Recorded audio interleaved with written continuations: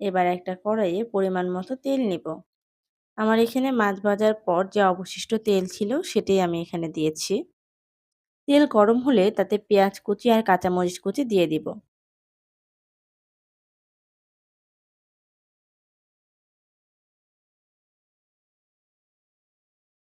এর মধ্যে ২টা এলাচ ও দারচিনিও দিয়ে দিব।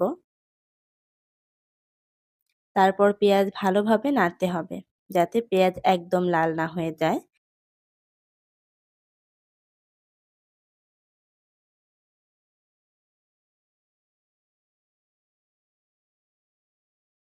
পেঁয়াজ একটু সফট হয়ে আসলে তাতে পেঁয়াজ বাটা ১ চা চামচ, রসুন বাটা ১/২ চা চামচ, সামান্য আদা বাটা ১/২ চা চামচ, জিরা বাটা দিয়ে দিব।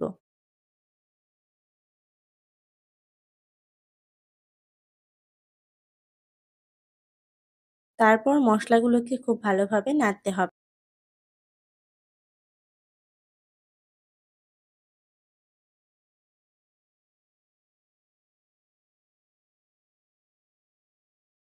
আর মশলাগুলো নাড়তে নাড়তে এখানে পরিমাণ মতো লবণ, মরিচের গুঁড়া স্বাদ অনুযায়ী, হলুদ ১/২ চা চামচ, ধনিয়া গুঁড়া ১ চা চামচ দিয়ে দিব।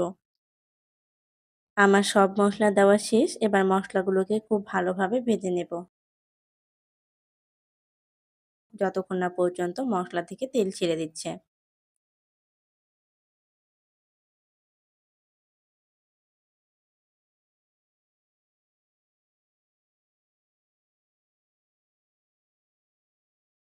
আমার মসলা কষানো শেষ। এবার পানি দিয়ে দেব পরিমাণ মতো।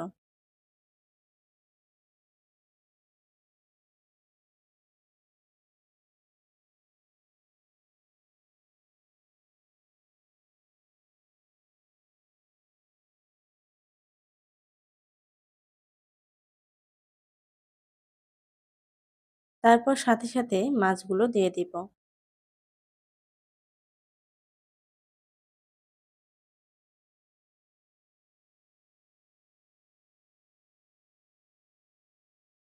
এবার তরকারিতে বলক আসলে একটু নেড়ে দিব। মাঝে মাঝে আবার তরকারি নেড়ে দিব।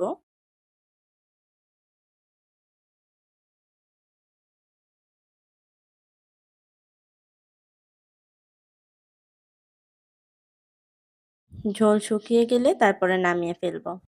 হয়ে গেল আমাদের পাঙাশ মাছের ঝোল। রেসিপিটি ভালো লাগলে অবশ্যই কমেন্টে জানাবেন আর আমার চ্যানেলটি যারা সাবস্ক্রাইব করেননি তারা অবশ্যই সাবস্ক্রাইব করে পাশে থাকবেন। আর যারা এই ভিডিওটি ফেসবুক থেকে দেখছেন তারা অবশ্যই ভালোবেসে আমার পেজটি ফলো করবেন।